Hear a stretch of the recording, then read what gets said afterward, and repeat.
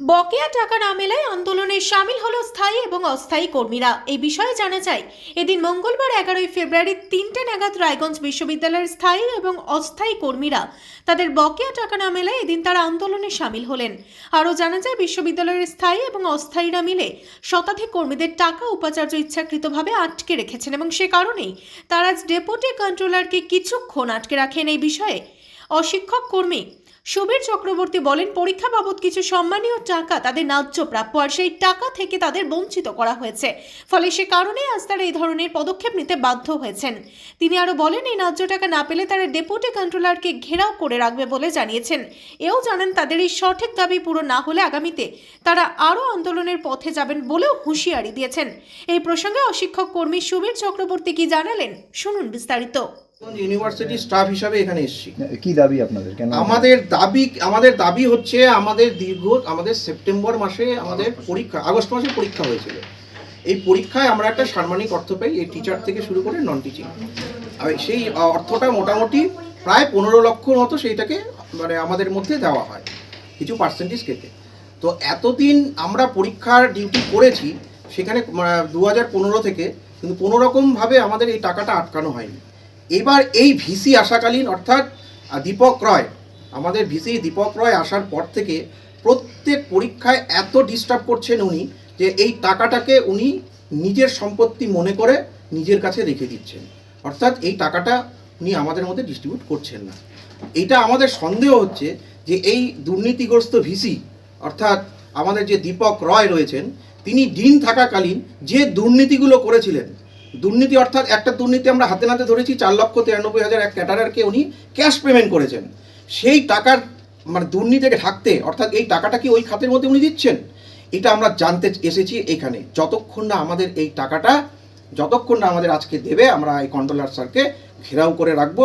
এই দুর্নীতিগ্রস্ত আমরা দাবি করছি, এই দুর্নীতিগ্রস্ত ভিসি অবিলম্বে যেন এই বিশ্ববিদ্যালয় থেকে পদত্যাগ করে ইমিডিয়েট বেরিয়ে যায়। মোট কতজনের টাকা পাননি? আমাদের এখানে আমাদের পার্মানেন্ট এবং কন্ট্রাকচুয়াল মিলে মোটামুটি 100 জনের মতো নন টিচিং স্টাফ রয়েছে এবং শিক্ষকও রয়েছেন প্রচুর।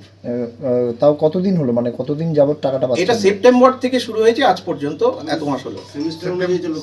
এটা এই সেমিস্টারটা ছিল হচ্ছে সেকেন্ড সেমিস্টার, ফোর্থ সেমিস্টার এবং সিক্স সেমিস্টার। 15 লক্ষ টাকা আটকে আছে। 15 লক্ষ টাকা এটা একটা ওঠে, তার মধ্যে থেকে কিছু পার্সেন্টেজ ইউনিভার্সিটি ফান্ডে থাকে এবং কিছু পার্সেন্টেজ 42% শিক্ষকদের মধ্যে থাকে এবং 36% নন টিচিংদের মধ্যে থাকে।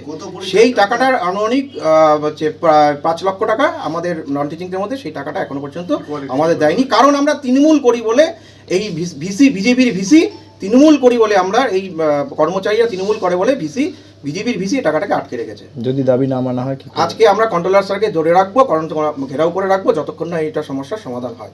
আর উনি কি হিসাবে এটা আটকাতে পারেন? এতদিন এত ধরনের ভিসি, অনেক ধরনের ভিসি এসেছিল, অন্যান্য জায়গা থেকে এত সভ্য ভিসি এসেছেন, এই অসভ্য ভিসি এসে আমাদের রায়গঞ্জ বিশ্ববিদ্যালয়ের পরিবেশটাকে নষ্ট করার চেষ্টা করছে। এটাও একটা তার উদাহরণ। ঠিক আছে। এই প্রসঙ্গে রায়গঞ্জ বিশ্ববিদ্যালয়ের ডেপুটি কন্ট্রোলার শুভময় ভৌমিক কি বলছেন, শোনাবো বিস্তারিত।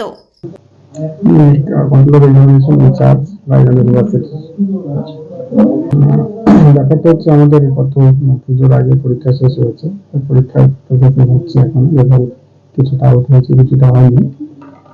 তো এর মধ্যে আমাদের যে পরীক্ষার ফি বাবদ কিছু টাকা আমাদের স্টুডেন্ট থেকে কালেকশন হয়, সেটা আমাদের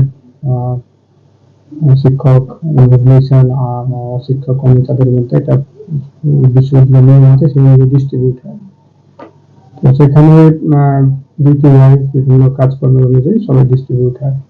ন্যাচারালি কি হয়েছে, সেগুলো সমস্ত কিছু পেপার সাবমিট করা হয়েছে, করেছেন ওনারা আমাদের থেকে ভিসির কাছে জমা করেছে। ভিসি ন্যাচারালি কিছু রিপোর্ট চেয়েছেন। সেন্টার ইনচার্জের আন্ডারে পরীক্ষাগুলো হয়, দুজন সেন্টার ইনচার্জ আছেন আমাদের এখানে, সেন্টারের আন্ডারে এই পরীক্ষাগুলো ডিস্ট্রিবিউশন সমস্ত দায়িত্ব সবকিছু হয়। ওনারা রিপোর্ট সাবমিট করেন, ওনারা ওদের রিপোর্ট জমা করেছেন এবং উনি আরো কিছু রিপোর্ট চেয়েছেন এই দুই সেন্টার ইনচার্জের কাছে।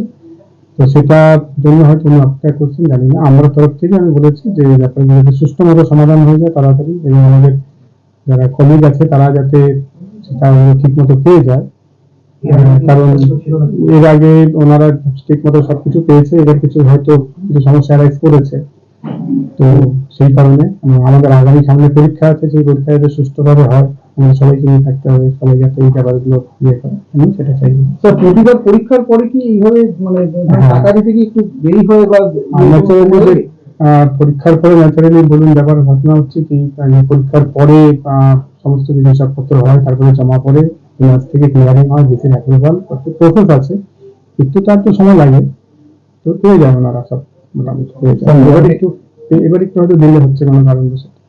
মোট কতজনের তারা টাকা পাবে?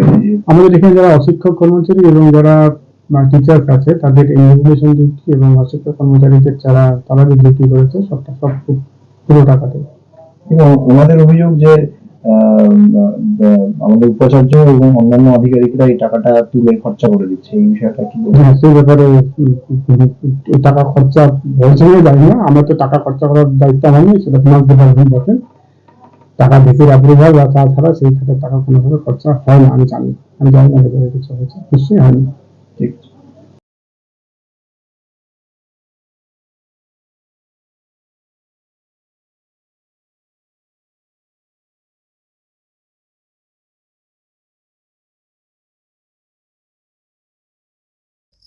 রায়গঞ্জ থেকে শান্তনু চক্রবর্তী এবং প্রণব কুমার দেবনাথের রিপোর্ট, আর বঙ্গ সংবাদ।